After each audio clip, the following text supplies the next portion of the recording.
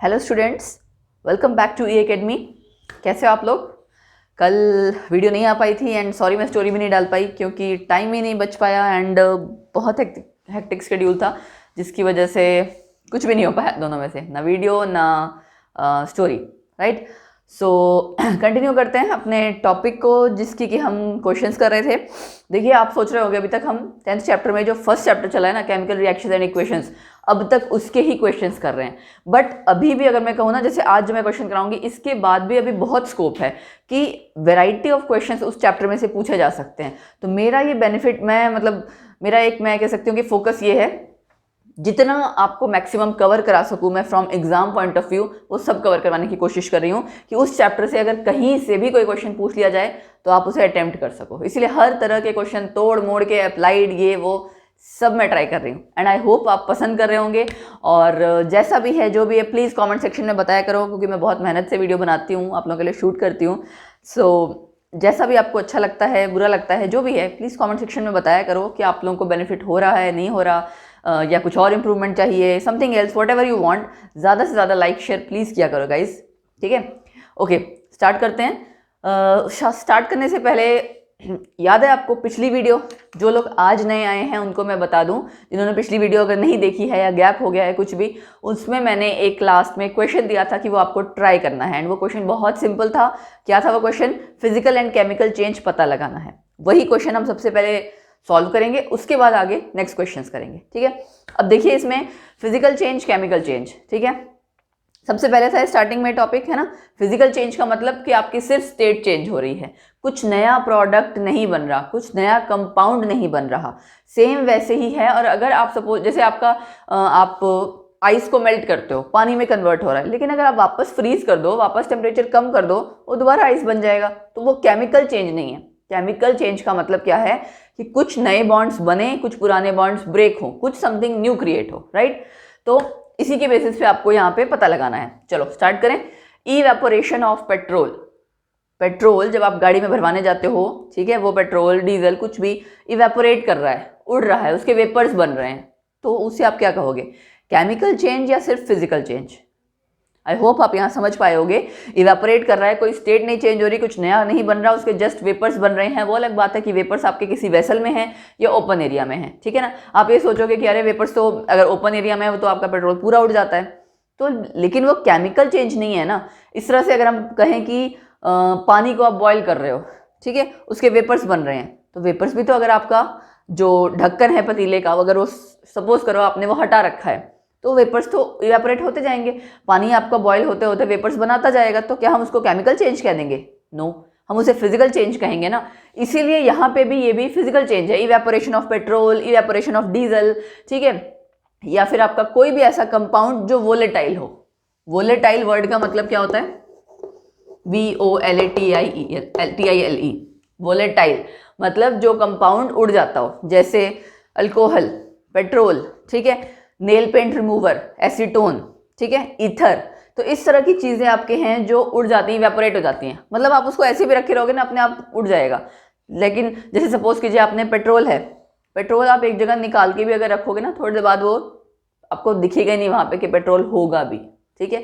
Dry cleaning में एक चीज़ use होती है, वो ड्राई क्लीनिंग का मतलब ही इसलिए है क्योंकि आप क्लीन तो कर देते हैं वो चीज़, और उसके अलावा जो आपका पेट्रोल है वो इवेपोरेट हो जाता है, उसके वेपर्स बन के एटमॉस्फेयर में चले जाते हैं।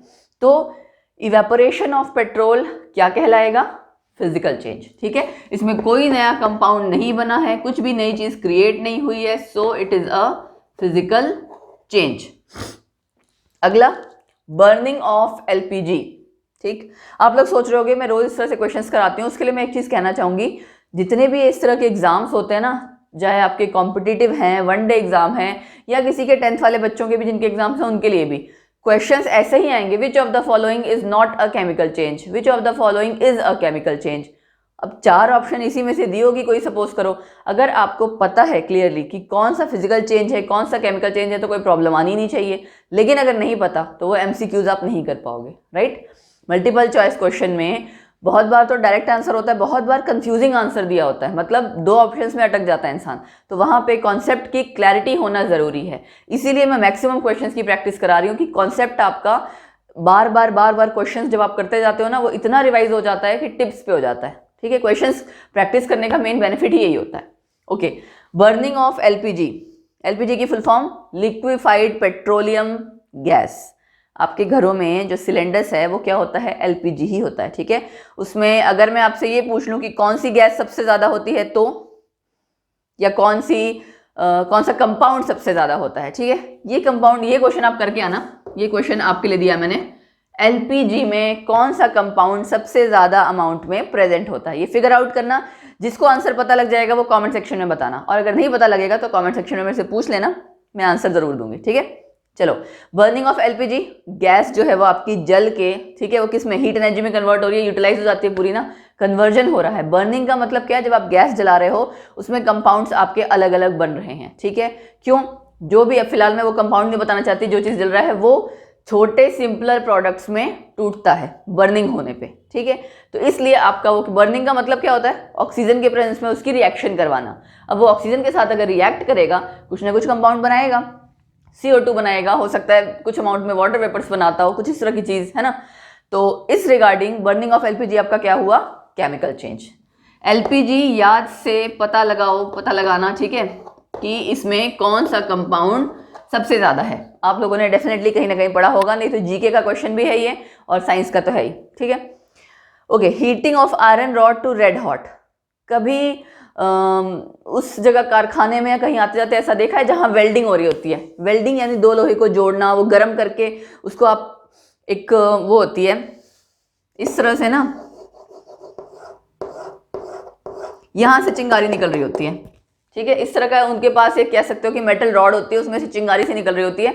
वो उस लोहे को पिघलाने में, दो लोहे के टुकड़ों को अगर पिघलाना हो और जोड़ना हो, ठीक है, उसे हम कहते हैं वेल्डिंग, वहां पे यूज होता है। ठीक, तो अगर किसी ने देखा होगा, वो इतना ज्यादा गर्म होता है कि रेड हॉट हो जाता है। रेड हॉट मतलब कि बिल्कुल वो रेड कलर का सच में दिख रहा होता है, इतना ज्यादा हीट किया होता है उन चीजों को।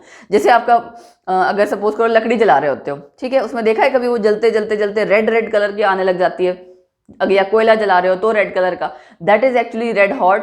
कि उसका मतलब क्या होता है कि काफी हाई टेम्परेचर पे हीट कर देना। जो आपने लोहे का टुकड़ा लिया, आयरन रॉड ली, उसको काफी ज्यादा हीट किया रेड हॉट तक, उसमें कोई केमिकल चेंज तो नहीं हुआ। अगर आप उसको हीटिंग बंद कर दोगे, उसके बाद उसको ठंडा होने के लिए छोड़ दो, वो वापस वैसे ही अपनी स्टेट में धीरे धीरे नॉर्मल आ जाएगा। रेड हॉट की जगह बिल्कुल कंप्लीटली बाद में ठंडा हो जाएगा, राइट। तो ये केमिकल चेंज नहीं हुआ, it is a physical change. Basic concept समझ पाना बहुत जरूरी है, फिर तो दुनिया जहां से कहीं से भी क्वेश्चन आ जाए आप अटेम्प्ट कर लोगे, ये मैं गारंटी देती हूँ। बट एक बार कॉन्सेप्ट क्लियर होना चाहिए स्टूडेंट का। Curdling of milk. Curdling word का मतलब क्या होता है, कर्ड, CURD। कर्ड मतलब होता है दही, ठीक है। कर्डलिंग ऑफ मिल्क मतलब दूध का आपने दही जमा दिया। ये ऑब्वियस सी बात है, केमिकल चेंज है, आपका कन्वर्जन हो गई है पूरी, ठीक है। तो this is a chemical change, इसमें कोई, मुझे लगता है कोई डाउट नहीं होगा शायद। Chemical change. अच्छा, last, sublimation of solid ammonium chloride. NH4Cl क्या होता है, ammonium chloride. NH4 positive cation आपका है, ammonium cation, Cl negative chloride ion, ammonium chloride. ये हम कंपाउंड पहले भी कर चुके हैं। सब्लिमेशन मतलब सॉलिड से डायरेक्ट कन्वर्ट हो जाए गैसियस स्टेट में, ठीक है। सॉलिड से डायरेक्टली कन्वर्ट हो जाना गैसियस स्टेट में। जैसे कपूर है, कपूर रख दोगे कन्वर्ट हो जाता है, ठीक है, उसके वेपर्स बन जाते हैं, डायरेक्टली कन्वर्ट हो जा रहा है, आप बिना हीट नहीं भी करोगे ना तो भी, ठीक। तो सब्लिमेशन आपका वो प्रोसेस होता है, conversion of solid state into gaseous state without undergoing, आप कह सकते हो कि बिना लिक्विड स्टेट में गए हुए, डायरेक्ट कन्वर्जन है, ठीक।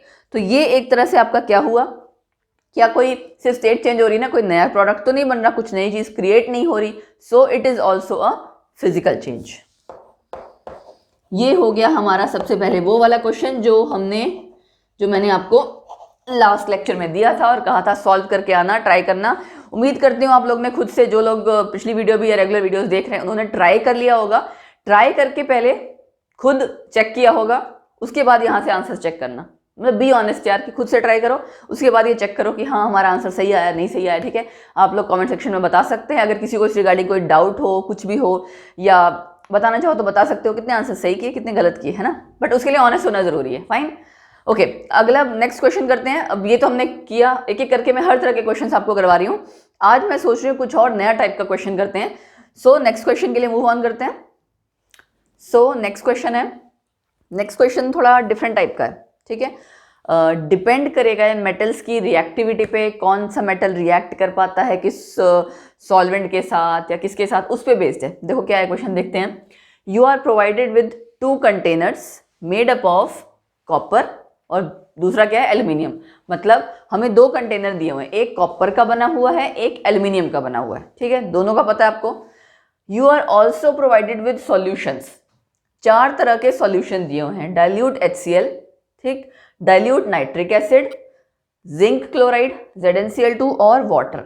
ये 4 चीजें दी हुई हैं और पूछा गया है in which of the above containers these solutions can be kept, कि भाई इन दोनों में से कौन से कंटेनर में ये सॉल्यूशंस रखे जा सकते हैं। मतलब हमें हर एक सॉल्यूशन को चेक करना पड़ेगा, पहले कॉपर के साथ फिर एल्यूमिनियम के साथ, तभी हमें पता लगेगा ना कि ये, मतलब चेक क्या करना है यूजुअली कि रिएक्शन इसकी होगी या नहीं होगी। इस क्वेश्चन में मेन चीज क्या है, अगर कोई 2 चीज साथ में ऐसी रख दो जो रिएक्ट कर जाए, कुछ नया कंपाउंड बन जाए, फिर उसे स्टोर करना तो नहीं कहेंगे ना। सपोज करो आपका कोई कंटेनर ऐसा था, उसमें जो सामान आपने डाला ना वो उसके साथ रिएक्ट करके कुछ बना देता है, ठीक, तो जो सामान स्टोर किया वो सामान भी खराब हो गया और उसे स्टोर करना भी नहीं कहेंगे, एलिमेंट के साथ तो रिएक्ट कर गया। आपने कभी सुना होगा घर में बड़े बुजुर्गों को खट्टी चीजें कहा जाती थी कांच के बर्तन में रखो, चीनी मिट्टी के बर्तन में रखो, राइट, स्टील में मत रखो, या कॉपर के बर्तन में बिल्कुल मत रखो, ठीक। उसका रीजन क्या होता था, वो आपस में रिएक्ट कर जाएगा या कहीं ना कहीं कुछ आपका कोई पॉइजनस सब्सटेंस बना देगा, कुछ भी चीज हो सकती थी, मेन तो रिएक्शन को लेके था, ठीक है। और तो इस तरह की चीज, अचार भी मोस्टली जो बनता है वो रखा जाता है ग्लास जार्स में, ध्यान दो अगर आप तो, राइट। तो इस तरह से स्टोर करने का मतलब क्या होता है कि जो चीज आपने स्टोर की है वो उस कंटेनर, उस डिब्बे के साथ, डिब्बे के मटेरियल के साथ रिएक्ट ना कर जाए। शुरू करते हैं पहले के साथ, पहले करेंगे सब चारों कॉपर के साथ, फिर एल्यूमिनियम के साथ। कॉपर के साथ सबसे पहले क्या है, डाइल्यूट HCl। कॉपर आपको पता है लीस्ट रिएक्टिव है, कोई रिएक्ट नहीं करता है, ठीक है। हाँ, किसी एक आधा जगह रिएक्ट करेगा जहां मैं आपको बताऊंगी कहाँ रिएक्ट करेगा, बट अदरवाइज जिंक नहीं, HCl के साथ, डाइल्यूट HCl के साथ आपका कॉपर रिएक्ट नहीं करता। अगर कॉपर और डाइल्यूट HCl की आप रिएक्शन लिखोगे, इसका मतलब क्या है कि कॉपर यहां आ जाए तभी रिएक्शन होगी, ठीक है। और किसको रिप्लेस करें, Cl को तो करेगा नहीं, किसको करेगा, H को। But copper is less reactive than hydrogen, ये चीज याद रखना, less reactive than hydrogen. Hydrogen का पूरा ही लिख लो। अब लेस रिएक्टिव है देन हाइड्रोजन, तो क्या इसकी जगह रिप्लेस कर पाएगा, नहीं कर पाएगा। सो इट मींस इनकी आपस में कोई रिएक्शन नहीं होगी। डाइल्यूट HCl को आप कॉपर में रख सकते हो, टिक कॉपर, ये याद रहेगा, ऐसा ना हो टिक का समझो कि दोनों में। मैं अभी सिर्फ कॉपर के साथ डिस्कस कर रही हूं, उसके बाद सारा क्वेश्चन एल्यूमिनियम के साथ डिस्कस करूंगी, ठीक है। तो डाइल्यूट HCl आप इजिली कॉपर के कंटेनर में, बर्तन में स्टोर कर सकते हो। अगला नाइट्रिक एसिड। नाइट्रिक एसिड है तो आपका स्ट्रॉन्ग ऑक्सीडाइजिंग एजेंट, लेकिन कॉपर इतना लीस्ट रिएक्टिव है कि वो रिएक्ट आपका नाइट्रिक एसिड के साथ करेगा या नहीं करेगा, ठीक है। ये क्वेश्चन मैं आपके लिए रखती हूँ, उसका रीजन ये है, थोड़ा सा सोचो, वीडियो को पॉज करो, पॉज करके एक बार सोचो, एसिड ये भी था, एसिड ये भी है, तो क्या ये रिएक्ट करेगा या नहीं करेगा। पॉज करने के बाद जब वापस आओगे उसके बाद चेक करना कि आंसर क्या है, मैं आपको आंसर बता देती हूँ, ठीक है। बट हाँ, ऑनेस्टली पॉज करके खुद एक बार सोचो सारे आंसर, क्योंकि दिमाग आपका तब ग्रो करता है जब आप खुद से सोचना शुरू करते हो, ठीक है। खुद से आप अप्रोच अपनी ये रखते हो कि नहीं हम भी आंसर फाइंड आउट करके देखें कि क्या होगा। अदरवाइज सारे आंसर तो बुक में लिखे हैं, गूगल करो सारे आंसर मिल जाएंगे, ऐसा कोई आंसर ही नहीं जो नहीं मिलेगा, है ना। आजकल तो गूगल बाबा माशाल्लाह सारे आंसर दे देते हैं। तो अगर ग्रो करना है अपने ब्रेन को सोचने के डायरेक्शन में या इस डायरेक्शन में कि हाँ और क्या हो सकता है, एक साइंस स्टूडेंट का माइंड क्यूरियस होता है, तो उस रिगार्डिंग अगर सोचना है तो आपको वीडियो पॉज करके खुद सोचना पड़ेगा, ठीक है। बट मैं आंसर बता देती हूँ। आंसर क्या है, देखो नाइट्रिक एसिड आपका, यस एसिड तो है but it is a good oxidising agent. Oxidising agent मतलब ऑक्सीडेशन में हेल्प करेगा, रिएक्ट कर जाता है ये किसके साथ, कॉपर के साथ। रिएक्ट करके क्या बनाएगा, चलिए आइए देखते हैं। इसको मैं रब कर देती हूँ, फिर बताऊंगी कि रिएक्ट करके ये क्या बनाएगा। सॉल्ट बनाता है अलग अलग, कॉपर प्लस नाइट्रिक एसिड इसको देख के आपको क्या लग रहा है, कौन सा सॉल्ट बनेगा? Copper nitrate, NO3 twice plus nitric oxide plus water, ये बनता है। कॉपर रिएक्ट किया नाइट्रिक एसिड के साथ, डाइल्यूट नाइट्रिक एसिड के साथ, इसने बनाया कॉपर नाइट्रेट। ठीक है, ये क्या है आपका? Copper nitrate. NO3 आपका नाइट्रेट होता है ना, ये, और वो क्या है? Nitric oxide. नाम सबके याद करते जाना धीरे धीरे करके, पता लगता जाएगा आपको तो ठीक रहेगा। नाइट्रिक ऑक्साइड और वाटर। अब मेन चीज बात आई, इसको हमें क्या करना है? रिएक्शन तो हमने लिख दी, अगर खाली आंसर ही करना हो तो ठीक है, हमें पता लग गया कि हाँ ये तो इसके साथ रिएक्ट कर जा रहा है, इसलिए we can't store it, we can't store dilute nitric acid in copper container. ठीक, लेकिन हमने क्या सीखा है कि हमें कोई भी रिएक्शन लिखनी है तो कैसे लिखनी है? बैलेंस्ड फॉर्म में। ठीक है, तो ये रिएक्शन भी हमें बैलेंस करनी आनी चाहिए। चलो, नाइट्रेट आपका उधर 2 दिख रहा है, मैं यहाँ पे अगर सपोज करो 2 कर देती हूँ। ठीक है, तो नाइट्रेट दोनों साइड 2 हो गया। उसके बाद आपका क्या आया?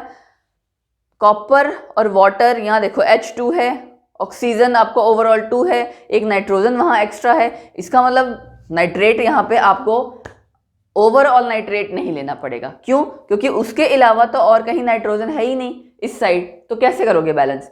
तो यहाँ पे इसका N ओवरऑल देखना पड़ेगा, तब जाके कर पाओगे, अदरवाइज नहीं।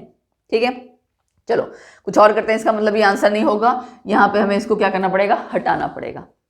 अब अगर मैं देखूं, हमारे पास कॉपर 1 है, कॉपर 1 है, ठीक है, नाइट्रोजन यहाँ 1 है, लेकिन वहां कितने हैं टोटल? 3, 1 2 और 3। अगर इन केस मैं यहाँ पे 3 कर देती हूँ, इन केस, ठीक है, मैंने किया 3, चेक करके देखते हैं क्या उसके बाद पर्पस सॉल्व हो रहा है? नहीं, 3 हाइड्रोजन है, यहाँ तो हाइड्रोजन 2 ही है, तो क्या करोगे आप? इनको दोनों को चेंज करने के लिए कुछ ना कुछ करना पड़ेगा, क्योंकि दोनों का कॉमन अगर 3 और 2 है तो किससे मल्टीप्लाई करते हैं हम? 6 लेके आते हैं, 3 की जगह 2 करते हैं, 2 की जगह 3 से मल्टीप्लाई करते हैं, दोनों जगह आपका क्या हो जाएगा? 6, तब बात बनेगी। अच्छा, अगर यहाँ 6 हो जाएगा तो ये भी आपका चेंज होगा। इसी तरह से अगर आप बार बार इसको करते रहोगे ना, तो आप देखोगे फाइनली 3 कॉपर, यहाँ पे भी 3 आ जाएगा। ये मैंने थोड़ा सा हिंट दे दिया आपको, कॉपर दोनों जगह 3 हो गया। अब जरा नाइट्रोजन पहले चेक करो, फिर हाइड्रोजन ऑक्सीजन। नाइट्रोजन कितना है?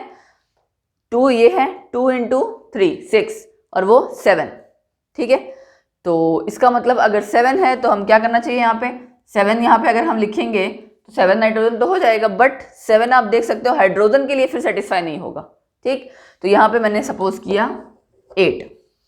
ठीक, अब इसके हिसाब से आगे चेंज करो, आगे करते हैं चेंज। चलो, 3 कॉपर हो गया, नाइट्रोजन आपका 8 हुआ है, वहां पे हमारा 3 × 6 है, तो हमें क्या करना है?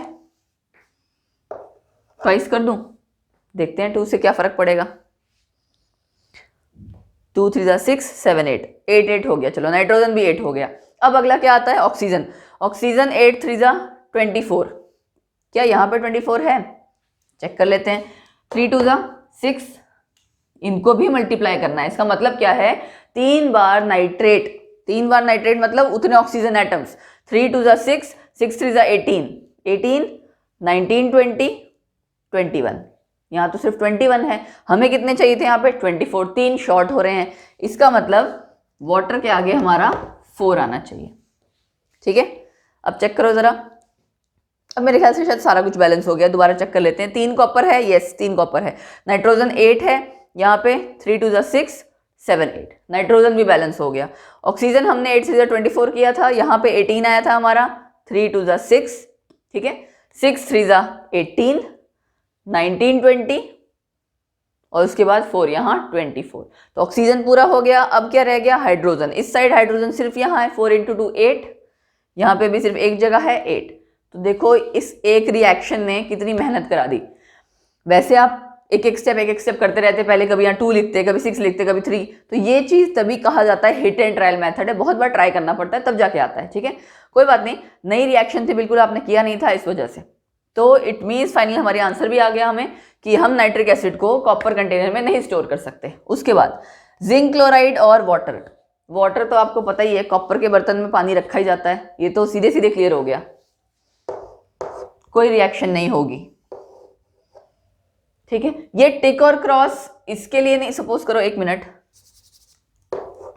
मैंने कोई रिएक्शन नहीं होगी के लिए क्रॉस लगा दिया, बट एक्चुअल में टिक लगाना चाहिए था कि हाँ हम उसे स्टोर कर सकते हैं। क्वेश्चन हमारा क्या था, in which of the above containers these solutions can be kept.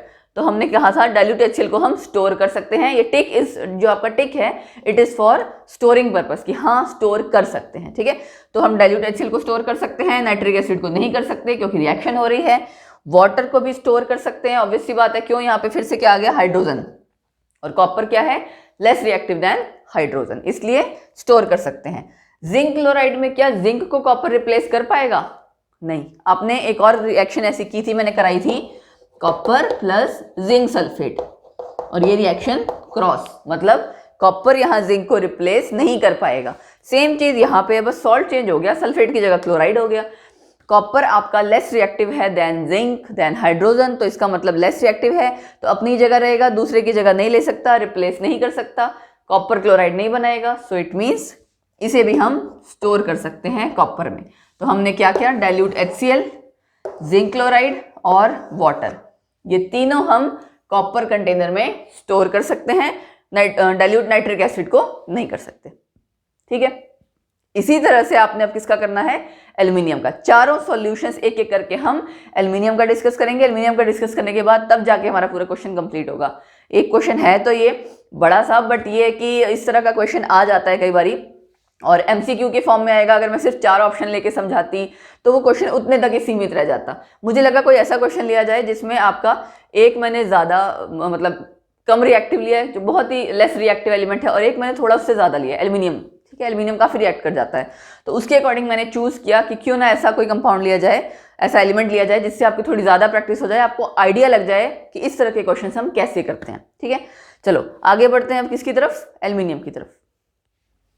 So aluminium के लिए स्टार्ट करते हैं। जैसे हमने कॉपर के लिए किया, वैसे ही एल्यूमिनियम के लिए एक एक करके चेक करेंगे। लेकिन आपको यहाँ ये ध्यान रखना पड़ेगा, एल्यूमिनियम और कॉपर में अगर आप कंपैरिजन करोगे, एल्यूमिनियम आपका ज़्यादा रिएक्टिव है इन कंपैरिजन टू कॉपर, तो यानी आंसर्स सेम नहीं आएंगे, आंसर्स चेंज हो जाएंगे, ठीक है। एल्यूमिनियम आपका कौन सा एलिमेंट है, मतलब पीरियोडिक टेबल में कहाँ आता है, क्वेश्चन कभी भी करो ना, हर एंगल से देखो, हर एंगल से सोचो। एल्यूमिनियम आपका आता है राइट हैंड साइड में पीरियोडिक टेबल में, है ना, याद है, बोरोन, एल्यूमिनियम, गैलियम, ग्रुप 13 में, ठीक। ये जैसे जैसे आप पढ़ते जाओगे वैसे वैसे याद करना पड़ेगा, अचानक से चीज़ें याद नहीं हो पाएंगी। अभी तो आप 10th में देखो, अगले साल जाओगे +1 में, तो जो बच्चे रखने वाले हैं साइंस, उनके लिए तो बहुत ज़रूरी है, राइट, कि ये सारी चीज़ें आपको पता रहें। ओके, एनीवेज, एल्यूमिनियम आपका P ब्लॉक में आता है और कॉपर आपका D ब्लॉक में आता है, मतलब सेंटर वाले में आता है, ट्रांजिशन मेटल्स, ठीक है।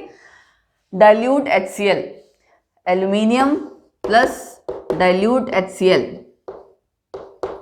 देख के कुछ लग रहा है कि कोई सॉल्ट बनेगा, HCl, Al और Cl वाला कोई लग रहा हो सॉल्ट, ऑब्वियसली बात है हाइड्रोजन को रिप्लेस करेगा कौन, एल्यूमिनियम, क्योंकि ये ज़्यादा रिएक्टिव है in comparison to hydrogen. Salt क्या बन जाएगा, AlCl3। सो एल्यूमिनियम और डाइल्यूट HCl आप रिएक्ट करवाओगे AlCl3 प्लस हाइड्रोजन, ठीक है। अब इसको हमें क्या करना है, बैलेंस। बैलेंस के लिए यहाँ से देखो, डाइल्यूट आप ना नीचे लिख लिया करो, हो सकता है कई बार डाउट रहता है, डाइल्यूट HCl हमने डाइल्यूट यहाँ लिखा हुआ है। बैलेंसिंग के लिए Cl थ्राइस कर दिया मैंने, चलो 3 Cl तो बैलेंस हो गए, लेकिन हाइड्रोजन वहाँ 2 दिख रहा है, यहाँ 3 दिख रहा है, तो इसका मतलब जहाँ भी 3 और 2 आता है ना, वहाँ यूजुअली 6 होता है, तो इसको कर दो 6, ठीक। और यहाँ पे आपका हो जाएगा उसके बाद थ्राइस। तो क्लोरीन हो गया क्या स्टेबल, नहीं, क्लोरीन आपका बैलेंस नहीं हुआ दोनों साइड। क्लोरीन एक जगह 6 है, यहाँ पे 3 है, तो इसको ट्वाइस, यहाँ पे भी ट्वाइस। जैसे तो सिंपल था, 2 एल्यूमिनियम दोनों जगह हो गया, क्लोरीन 6, 3 2 जा 6, यहाँ पे भी क्लोरीन 6, हाइड्रोजन 6, हाइड्रोजन 6, कंप्लीट।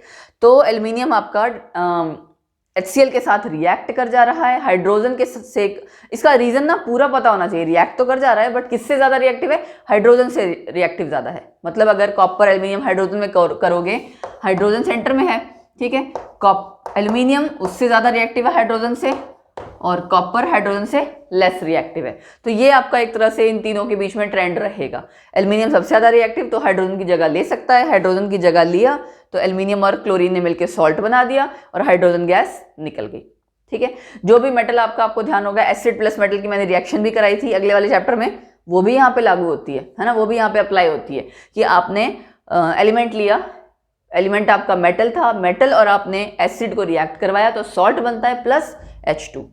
ठीक, तो इसी तरह कोरिलेट करके पढ़ना। यहाँ पे आपका आ जाएगा, क्या हम स्टोर कर सकते हैं? नहीं। इसको मैं येलो पेन ले लेती हूँ, येलो चॉक ठीक रहेगा। नहीं स्टोर कर सकते। क्यों नहीं कर सकते? क्योंकि ये रिएक्ट कर जा रहा है। अगला dilute nitric acid. Dilute nitric acid के साथ हो सकता है आपको ऐसा लगे कि नाइट्रिक एसिड है, ये तो रिएक्ट कर जाना चाहिए, यहाँ पे भी सेम ऐसी ही रिएक्शन हो जानी चाहिए। यस, रिएक्शन तो होगी, मतलब एल्यूमिनियम प्लस नाइट्रिक एसिड की रिएक्शन होती है, ठीक है, लेकिन उसके बाद आपका एक ऑक्साइड बनता है एल्यूमिनियम का, Al2O3, एल्यूमिनियम ऑक्साइड। क्यों बनता है? जो नॉर्मल तरह की रिएक्शन होती है ना एसिड के साथ, वैसी रिएक्शन यहाँ नहीं होती। क्यों? क्योंकि नाइट्रिक एसिड आपका, मैंने अभी भी थोड़ी देर पहले क्या बताया था, ऑक्सीडाइजिंग एजेंट है। कर चुके हो ना ये आप सब कुछ, oxidising agent, reducing agent, oxidation, reduction, वही है। ऑक्सीडाइजिंग एजेंट है, मतलब सॉरी, किसमें हेल्प करेगा? ऑक्सीडेशन में। अब ऑक्सीडेशन में अगर हेल्प कर रहा है, खुद क्या होगा? रिड्यूस। तो बेसिकली आपको याद क्या रखना है, नाइट्रिक एसिड के साथ एल्यूमिनियम रिएक्ट करके एल्यूमिनियम ऑक्साइड बनाता है Al2O3, उसकी पूरी एक परत जम जाती है पूरे एलिमेंट पे ना, Al2O3 की, एल्यूमिनियम ऑक्साइड की पूरी एक लेयर जम जाती है। उसके बाद फर्दर कोई रिएक्शन नहीं होती। तो उसके आगे जब फर्दर कोई रिएक्शन नहीं है, इसका मतलब एक बार तो चलो ठीक है लेयर थोड़ी सी बन जाएगी, लेकिन उसके बाद तो कुछ नहीं ना। उसके बाद का आपका नाइट्रिक एसिड आप उसमें स्टोर कर सकते हो, राइट। ये मत सोचना कि भाई कंपाउंड तो चेंज हो गया, सिर्फ थोड़ा सा होता है, ऐसा नहीं है। थोड़ा होगा क्या, कोई नया कंपाउंड वैसा नहीं बनेगा, लेयर बन जाएगी सिर्फ, ठीक है। नाइट्रिक एसिड इसके साथ रिएक्ट करके एक ये कंपाउंड बनाएगा Al2O3, और इसकी वजह से आपका क्या होगा, थोड़ा सा नाइट्रिक एसिड यूज हो जाएगा। क्यों? क्योंकि उसको कन्वर्ट करने में टाइम लग रहा है ना। किसको कन्वर्ट करने में यूज हो रहा है? वो एल्यूमिनियम को। एल्यूमिनियम ऑक्साइड की एक लेयर बन जाती है जो कि फर्दर रिएक्ट नहीं करती, so it can be stored in the aluminium container, ठीक है। इसका रीजन पूरा पता होना चाहिए, इसको हम स्टोर कर सकते हैं। ओके, आगे ये दिख रहा होगा पानी भी आपको पता है, एल्यूमिनियम के बर्तन, घर में एल्यूमिनियम का आपके पतीले जो होते हैं, बर्तन होते हैं, यूज करते हैं, तो उसमें पानी रखा जा सकता है ना। जब तक वो कोल्ड वाटर है, हॉट वाटर है, तब तक तो रखा जा सकता है। स्टीम नहीं मतलब एल्यूमिनियम अगर रिएक्ट करता है तो स्टीम के साथ, ठीक है। अब ये चीज देखो, आपको इसमें थोड़ा सा और मैं डिटेल में बता देती हूँ, ये रब कर देती हूँ मैं, फिर बताती हूँ। एल्यूमिनियम आपका ना तो बहुत ज़्यादा रिएक्टिव है ना कम, थोड़ा मीडियम जैसा सा है, ठीक है। तो एल्यूमिनियम याद रखना, कोल्ड एंड हॉट वाटर के साथ रिएक्ट नहीं करता। With cold and hot water don't react, with steam react. Steam के साथ रिएक्ट करके, यानी Al प्लस H2O भी क्या, जब गैशियस फॉर्म में, स्टीम के फॉर्म में होगी, उसके साथ रिएक्ट करके बनाता है फिर से वही Al2O3, ठीक है। अदरवाइज रिएक्शन नहीं होती है। कहने का मतलब है, यहाँ तो हमने खाली वाटर कह रखा है, हमने स्टीम तो कहा नहीं। अगर स्टीम होता तो स्टीम लिखा होता या गैशियस स्टेट नीचे मेंशन होती, बट यहाँ मेंशन है वाटर। तो वाटर आप एल्यूमिनियम में स्टोर कर सकते हो, कोल्ड वाटर हो, हॉट वाटर हो, दोनों में से कोई भी वो इजीली स्टोर कर सकते हो, लेकिन स्टीम नहीं कर सकते। अब कोई सोचेगा स्टीम कैसे करना, कहने का मतलब ये है कि इन जनरल अगर यहाँ पे नीचे गैस दे दिया होता, मेंशन कर दिया होता, तब आप कह सकते थे रिएक्शन विल अकर, एल्यूमिनियम और जो आपकी गैशियस स्टेट है वाटर की, स्टीम, वो रिएक्ट कर जाएगी, Al2O3 बन जाएगा। तो इसलिए ये इस चीज़ में कंपैटिबल नहीं है, यहाँ पे हम स्टोर नहीं कर सकते हैं, ठीक है। अब क्या रह गया, जिंक क्लोराइड। जिंक क्लोराइड भी अगर आप देखो तो मेरे ख्याल से समझ जाओगे, एल्यूमिनियम प्लस एल्यूमिनियम ज़्यादा रिएक्टिव है इसके कंपैरिजन में जिंक। तो क्या करेगा, AlCl3, यहाँ नीचे लिख देती हूँ मैं, AlCl3 प्लस जिंक, और तो कुछ था ही नहीं, AlCl3 प्लस जिंक। अब क्या करना है हमें, बैलेंस में यहाँ 3 है, वहाँ 2 है, तो ऑब्वियस सी बात, इसको 3 से मल्टीप्लाई कर दूँ और इसको 2 से, 3 जिंक आ जाएगा, 2 एल्यूमिनियम। क्या हो गया पूरा balance, 2 aluminium 6 chlorine, yes, and 3 zinc, हो गया बैलेंस। तो यानी जिंक क्लोराइड भी आपका क्या है, रिएक्ट कर जा रहा है, तो आप इसको भी स्टोर नहीं कर सकते। जो चीज़ रिएक्ट कर जाए उसको आप स्टोर नहीं कर सकते। लेकिन एक ही एक्सेप्शन है, ये वाला, नाइट्रिक एसिड रिएक्ट तो कर रहा है एक बारी, लेकिन रिएक्ट करके क्या बना रहा है, एल्यूमिनियम ऑक्साइड की एक लेयर जो कि फर्दर रिएक्ट नहीं होती है, और फर्दर आपका कोई रिएक्शन नहीं हो रही है, तो आप इजिली उस सॉल्यूशन को एल्यूमिनियम कंटेनर में स्टोर कर सकते हो। तो यहाँ से हमारा क्या निकला कि हम इसको और इसको स्टोर कर सकते हैं। तो वाटर दोनों में स्टोर कर सकते हैं हम, है ना। और कॉपर के केस में क्या क्या था आपका आंसर, कॉपर में आपका सिर्फ नाइट्रिक एसिड था जो स्टोर नहीं कर सकते थे, बाकी तीनों जगह टिक था। कॉपर के केस में सिर्फ नाइट्रिक एसिड नहीं स्टोर कर सकते थे, बाकी सब स्टोर कर सकते थे। यहाँ पे आपका नाइट्रिक एसिड और वाटर ये दोनों स्टोर कर सकते हो, ठीक है। तो आई होप आपको इस तरह का क्वेश्चन अगर अब कभी भी पूछ लिया जाएगा तो आपको आ जाएगा, ठीक है। बाकी फर्दर आगे और जो इसमें एक्टिविटी सीरीज पूरी जानने के लिए इलेक्ट्रोकेमिकल चलो नहीं पता, लेकिन एक्टिविटी सीरीज, एलिमेंट्स की जो एक्टिविटी सीरीज है वो आगे आपके जो और चैप्टर्स है ना केमिस्ट्री के 10th के सिलेबस में, उसमें आएगा डिटेल में। और उनको देखने के लिए आपको क्या करना है, आप समझ गए हो, उनको देखने के लिए आपको क्या करना है, ऐप डाउनलोड करके रखनी है। वहाँ बैचेस ऑलरेडी चल रहे हैं और वहाँ पे आपका ये चैप्टर आपको कराया जाएगा। सो आई होप आप लोग वहाँ जाएंगे, बैच में एनरोल करवाएंगे, और जो दिया हुआ नंबर है उस पर क्वेरी से आप पूछ सकते हैं कुछ भी अगर पूछना हो तो, ठीक है, क्योंकि आगे के चैप्टर्स आपको वहीं कराए जाएंगे। फाइन। सो आज हमने पूरे लेक्चर में 2 ही क्वेश्चन लिए, लेकिन वो 2 क्वेश्चन काफ़ी बड़े थे, है ना। फिजिकल चेंज, केमिकल चेंज, उसका मैंने 5 पार्ट्स थे वो पूरा डिस्कस किया। That was a very big question. बहुत सिंपल सा क्वेश्चन है फिजिकल केमिकल, लेकिन कर नहीं पाते स्टूडेंट्स कई बारी, वो और ये वाला क्वेश्चन, ये दोनों बहुत इंपॉर्टेंट क्वेश्चंस हैं। एंड ट्रस्ट मी, जो एग्जाम पॉइंट ऑफ व्यू से क्वेश्चंस पूछे जाते हैं वही क्वेश्चंस मैं करा रही हूँ, ठीक है।